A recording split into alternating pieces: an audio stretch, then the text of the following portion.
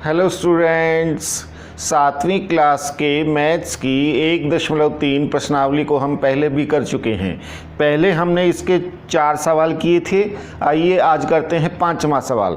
5वां सवाल है उचित गुणों का उपयोग करते हुए गुणनफल ज्ञात कीजिए। ये सारी की सारी प्रश्नावली हमारी पूर्णांकों के गुणन के ऊपर आधारित है। तो आइए हम करते हैं सबसे पहले इसका पहला भाग। देखिए 26 गुणा -48 जमा -48 गुणा -36। यहाँ सरलता के लिए हम कुछ हमारे गुणन के नियम जो आपको बताए गए थे उनका प्रयोग करेंगे। तो इसको देखने पे देखो पता चलता है हमें 26 गुणा -48 और -48 गुणा 36। इसमें -48 दोनों स्थानों पर है, जमा के निशान के दोनों तरफ। तो इसको हम एक जैसा होने के कारण इसको हम कॉमन भी ले सकते हैं। तो इसके लिए हमारा गुणन का नियम क्या था, हम -48 दोनों के अंदर एक जैसा दिखाई दे रहा है, -48 को हम कॉमन लेते हैं। कॉमन लेने के बाद क्या होगा, यहाँ क्या बचेगा, -48 बाहर निकला 26, इनमें से ये बाहर आ गया तो 26 बचा। यहाँ बीच में जमा का निशान, माइनस होता तो माइनस करते, और इधर क्या बचा, -48 बाहर आ गया दोनों के नाम का, और यहाँ बचा -36। -36 का अभिप्राय क्या है, ये जमा का निशान था, -36 तो माइनस इसका स्टैंड करेगा। तो इसका आगे हल करेंगे तो क्या आएगा, -48 और 26 में से 36 गए तो कितना बचेगा, 36 अधिक है, ये 10 ज़्यादा है, तो माइनस वाला निशान लेकर के 36 में से 26 गए तो 10 अधिक है। तो ये आ गया हमारा। अब -48 और -10 बीच में ब्रैकेट यानी गुणा है, माइनस और माइनस की गुणा क्या हो जाएगी, प्लस, और प्लस को लगाएं न लगाएं एक ही बात है, हमारा क्या आ जाएगा 480। तो ये पूर्णांक हमारा आंसर है। ये था हमारा इसका 5वें सवाल का ए भाग। अब हम करते हैं इसका बी भाग। ये भी बिल्कुल सरल है, हमें सिर्फ ये देखना है कि इस गुणन को आसान कैसे बनाया जा सकता है। तो देखिए स्टेटमेंट है 8 गुणा 53 गुणा -125, सरल किया जा सके किसी भी विधि से। तो इसमें आप देखेंगे हमें शून्य की गुणा करने में 10 की, 100 की, 1000 की, 2000 की, इनकी गुणा करने में बड़ी आसानी रहती है। तो यहाँ देखिएगा इसमें कोई भी कॉमन लेने का ऐसा कुछ नहीं है। तो इसमें हम 8 की और 125 की अगर गुणा करें तो क्या होगा, माइनस का 125 और 8 गुणा करेंगे तो क्या आएगा, -1000। हम पहले इन दोनों की गुणा कर लेंगे, क्योंकि गुणन हमारी क्रम विनिमय होती है, किसी को आगे पीछे कर लें तो कोई फर्क नहीं पड़ता। और फिर क्या बचा हमारा, हमने पहले गुणा की 125 और 8 की, फिर दूसरा रहा 53, और अब हो गया बिल्कुल सरल। अब हम गुणा कर लेंगे 53 की 1000 से, तो क्या आ गया हमारा, ये आंसर है ना, बिल्कुल आसान। सी भाग। सी भाग है 15 गुणा -25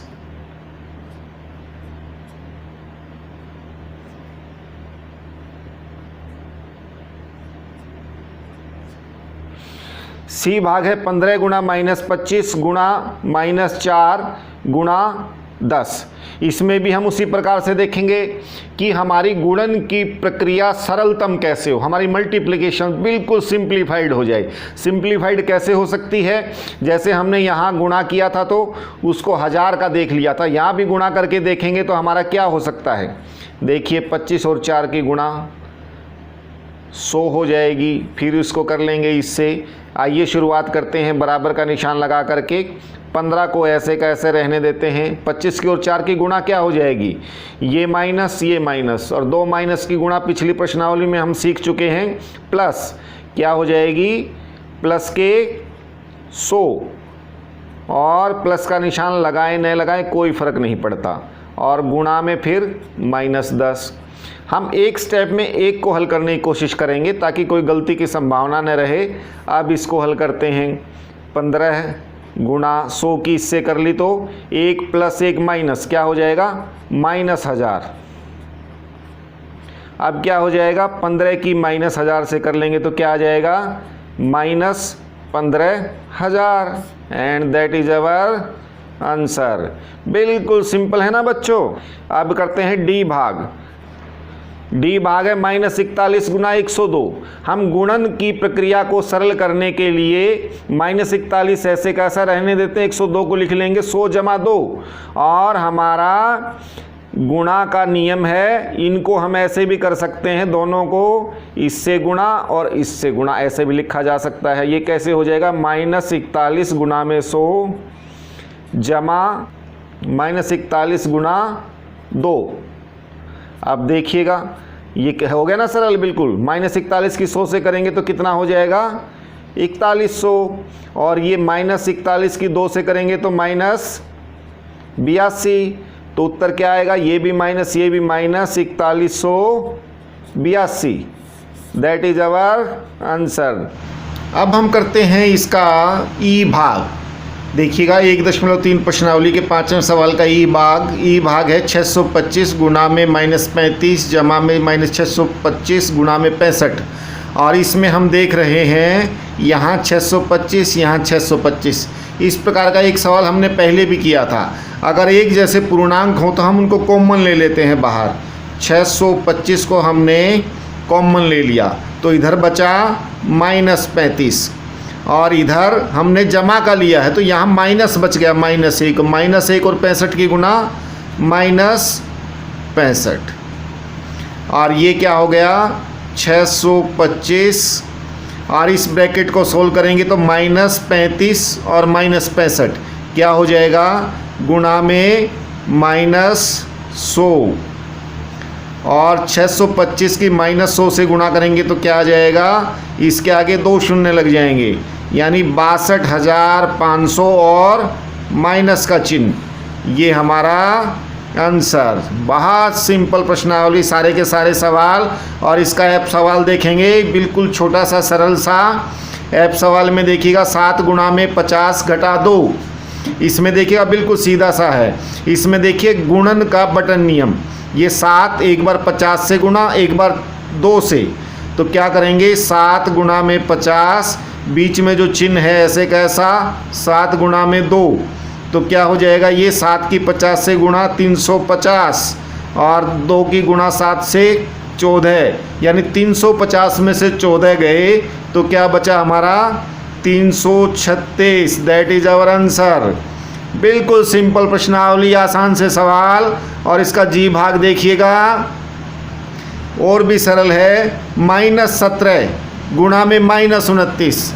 इसको सरल करेंगे तो क्या होगा, हम एक तरीके से कर सकते हैं इसको, -17 गुणा में 29 को लिख लेते हैं हम -30 जमा 1। देखिएगा यहाँ ध्यान देंगे, -29 -30 जमा 1 किस लिए किया, हमने गुणन को सरल बनाने के लिए।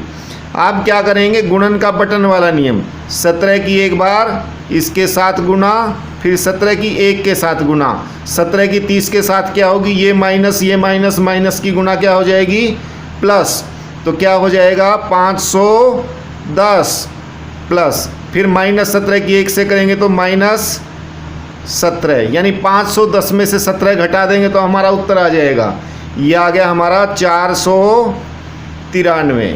ओके स्टूडेंट्स, जी भाग तक हमने कर लिए हैं। अब इसका करते हैं हम एच भाग।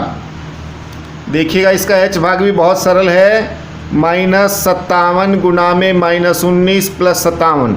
इस प्रकार के देखिएगा सवालों के अंदर ये -57 हमने पहले भी किए हैं, ये एक जैसे होंगे तो कॉमन ले लेंगे। -57 को हमने कॉमन ले लिया तो यहाँ क्या बचेगा, इस युग्म में से -19 बच गया और यहाँ क्या बचेगा, हमने -57 कॉमन लिया है तो यहाँ -1। हम जमा का 57 कॉमन लेकर भी कर सकते थे इस सवाल को और ऐसे भी, तो -57 और ये -19 और -1 कितने हो जाएंगे, गुणा में -20। अब इसकी सीधी गुणा कर देंगे। 57 की 2 से कर सकते हैं ना सरलता से। माइनस माइनस क्या हो जाएगा, प्लस। प्लस को लिखें या नहीं लिखें कोई बात नहीं। 1140 and that is our answer. और इस प्रकार से हमारा ये 5वां सवाल पूरा हुआ। अब हम करते हैं इसका 6ठा सवाल। एक बार स्टेटमेंट को ध्यान से पढ़ेंगे। किसी हिमीकरण प्रक्रिया में, हिमीकरण क्या होती है, ठंडा करने की प्रक्रिया, ठंडा करते हैं। किसी कमरे के तापमान को 40 डिग्री सेल्सियस से 5 डिग्री सेल्सियस प्रति घंटे की दर से कम करने की आवश्यकता है। यानी कमरे का आरंभिक तापमान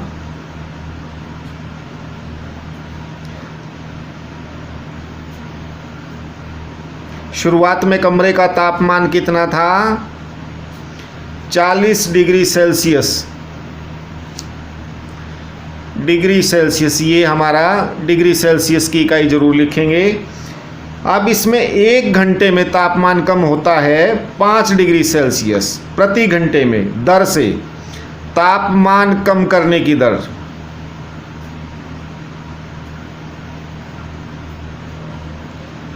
क्या है, 5 डिग्री सेल्सियस प्रति घंटा, 1 घंटे में इतना।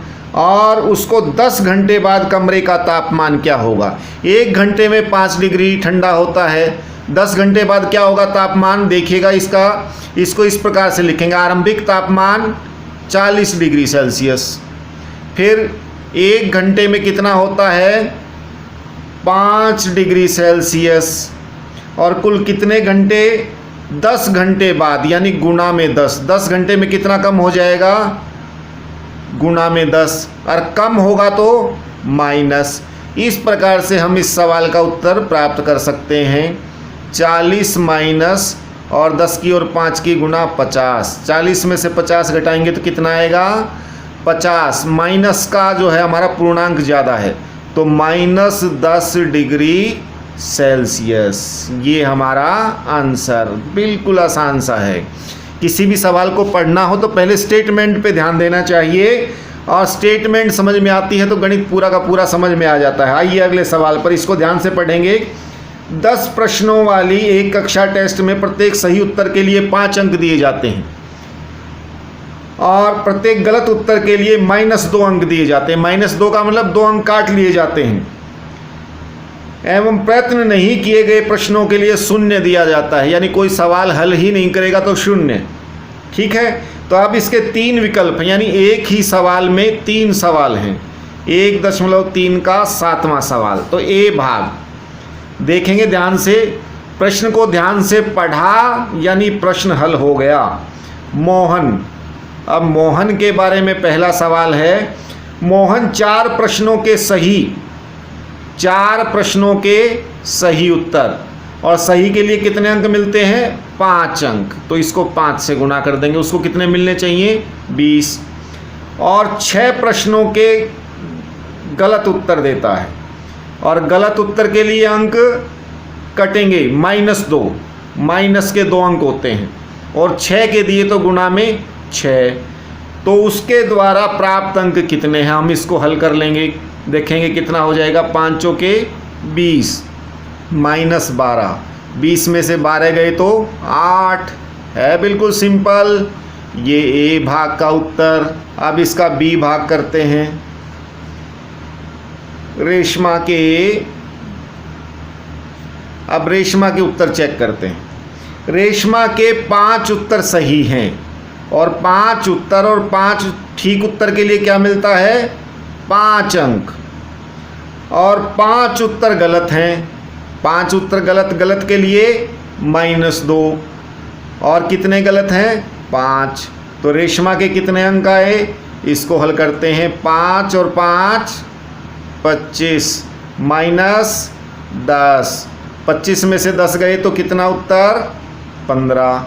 रेशमा को कितने अंक मिलने चाहिए, 15। ठीक है स्टूडेंट्स, अब इसका सी भाग करते हैं। बिल्कुल आसान सवाल है, सिर्फ ध्यान से पढ़ने, देखने और समझने की ज़रूरत है। हिना ने कुल 7 प्रश्न किए हैं। हिना, उसने कुल कितने किए, 7। उनमें से 2 का उत्तर सही है, यानी 2 ठीक है, और उसके लिए कितने अंक मिलते हैं? एक के लिए 5, तो 2 गुणा में 5, और 5 का उत्तर गलत है। गलत के लिए कितने अंक कटते हैं? 2, और 5 गलत है तो कितने कटेंगे? गुणा में 5। तो हिना को कितने अंक मिले? तो इसका करते हैं 5 दूनी 10, और कटे कितने? 10, 10 में से 10 गए 0, तो हिना को कितने अंक मिले? 0, 0। ओके स्टूडेंट्स, है ना सिंपल। अब करते हैं हम अगला सवाल 8वां। स्टेटमेंट को ध्यान से पढ़ेंगे। एक सीमेंट कंपनी को सफ़ेद सीमेंट बेचने पर ₹8 प्रति बोरी की दर से लाभ होता है। यानी एक सफ़ेद सीमेंट की बोरी बेचेंगे तो ₹8 लाभ, ध्यान देंगे। और स्लेटी रंग की सीमेंट बेचने पर ₹5 प्रति बोरी की दर से हानि होती है। बिल्कुल इसी तरह से, यानी सफ़ेद सीमेंट पर ₹8 प्रति बोरी लाभ और ग्रे स्लेटी सीमेंट बेचने पर ₹5 प्रति बोरी हानि। तो इस दृष्टि से सवाल हल करेंगे। ए भाग है इसका, इसमें भी हमारे 2 भाग हैं। किसी महीने में वह कंपनी 3000 बोरियां सफ़ेद सीमेंट बेचती है और उसका लाभ या हानि पता करना है। तो 3000 सफ़ेद बोरियां बेचने पर उसे क्या होता है? 3000 सफ़ेद पर क्या बताया गया था हमें? ₹8 प्रति बोरी लाभ, यानी लाभ के लिए 8 से गुणा कर देंगे। ठीक है, तो 3000 बोरियों पर लाभ गुणा में 8, और फिर क्या होता है? 5000 बोरियां स्लेटी सीमेंट की बेचती है। स्लेटी सीमेंट में क्या है? हमारा हानि थी ₹5। हानि का अभिप्राय नुकसान, माइनस कर लेते हैं। और माइनस कितना था? प्रति बोरी 5, और इसने ग्रे सीमेंट कितनी बेची? 5000 बोरियां, तो इसको 5 से गुना कर लेंगे। तो कुल लाभ या हानि निकालना होगा, हम इसको हल कर लेंगे। इसकी गुणा करेंगे तो 24000, इसकी गुणा करेंगे तो 25000। तो कंपनी को लाभ हुआ या फ़ायदा? ये लाभ था, ये हानि अधिक है, माइनस अधिक है, यानी ₹1000 माइनस का अधिक है तो ₹1000 हानि। ठीक है बच्चों, ये हमारा ए भाग इसका उत्तर हो गया। दूसरा भाग देखेंगे इसका, वो भी बिल्कुल सरल सा है। यदि बेची गई स्लेटी सीमेंट की बोरियों की संख्या 6400 है, 6400 स्लेटी सीमेंट बेची उन्होंने, और स्लेटी सीमेंट पे क्या था? ₹5 हानि, यानी ₹5 हानि, इतना नुकसान किया उन्होंने। तो ये कुल कितना नुकसान हो गया? इसकी हम गुणा कर लेंगे। ₹32,000 हमारी उनको हानि हुई। अब अगला विकल्प देखिएगा, इस सवाल में आगे क्या पूछा है? तो कंपनी को सफ़ेद सीमेंट की कितनी बोरियां बेचनी चाहिए कि उसे न लाभ हो न हानि? इस हानि की पूर्ति के लिए उसे कितनी बोरियां बेचनी चाहिए? सफ़ेद सीमेंट की बोरी पे कितना लाभ था? 8। ठीक है, तो उसे कितनी बेचनी चाहिए? देखिएगा कितनी बोरियां, या 8 को हम इससे भाग दे लेंगे। सफ़ेद सीमेंट की बोरियां कितनी बेचनी चाहिए? 32,000 लाभ पाने के लिए उसे ₹8 प्रति बोरी के हिसाब वाली कितनी बोरियां बेचनी चाहिए? 4000 बोरियां। ये हमारा उत्तर हो गया। ओके स्टूडेंट्स, दोनों भाग हल हो गए। प्रश्नावली 1.3 का 9वां सवाल देखिए, बहुत सरल है। हमें रिक्त स्थानों की पूर्ति करनी है और स्टेटमेंट है, निम्नलिखित को सत्य कथन में परिवर्तित करने के लिए रिक्त स्थान को एक पूर्णांक से प्रतिस्थापित कीजिए। यानी ये जो खाली स्थान है यहाँ पर हमें भरना है इस तरह से कि ये इसके बराबर हो जाए, सत्य कथन हो जाए। तो -3 को कितने से गुणा करें कि ये 27 हो जाए? पहले तो 3 को कितने से गुणा करें कि 27 हो जाए? 3 का पहाड़ा पढ़ सकते हैं, 9 ये 27। अब थोड़ा सा और देखिएगा, यहाँ माइनस उत्तर में चाहिए हमें जमा। माइनस को जमा में करने के लिए क्या करते हैं? माइनस से ही गुना। तो इस रिक्त स्थान में क्या बनेंगे, -9। ठीक है स्टूडेंट्स, बी भाग करते हैं। 5 को कितने से गुना करें कि -35 आए, हम सिंपल करते हैं पहले। 5 को कितने से गुना करें कि 35 आए, 7, 5 सते 35। अब चिन्ह को ठीक करते हैं, ये भी जमा ये भी जमा, अगर दोनों जमा होते तो उत्तर जमा, लेकिन उत्तर है माइनस, तो इसलिए हमें क्या करना पड़ेगा, -7 से गुना। अब करते हैं सी भाग। 8 को कितने से गुना करें, -8 को कितने से गुना करें कि 56 आए, पहले सिंपल कर लेते हैं। 8 को कितने से गुना करें कि 56 आए, 8 सतु 56। ठीक है, अब देखिए चिन्ह ठीक है क्या इसका, यहाँ जमा यहाँ घटा, जमा और घटा की करते हैं तो माइनस। ठीक है, बिल्कुल यहाँ ये उत्तर ठीक है हमारा। अब देखिएगा 12 को कितने से गुना करें कि 132 आए, 11 से। ठीक है, लेकिन चिन्ह देखिएगा, अब -12 से गुना कर रहे हैं हम, तो यहाँ माइनस का चिन्ह आएगा, लेकिन यहाँ तो माइनस नहीं है, तो इसको प्लस में बदलने के लिए क्या करेंगे, -11 को -12 से करेंगे, तब 132, तब हमारा ये कथन सत्य होगा। उम्मीद है बच्चों आपको ये सभी सवाल समझ में आ गए होंगे। अब इन सवालों को आप अपनी नोटबुक में करेंगे और बिना वीडियो की सहायता से करने का प्रयास करेंगे। Okay students, bye.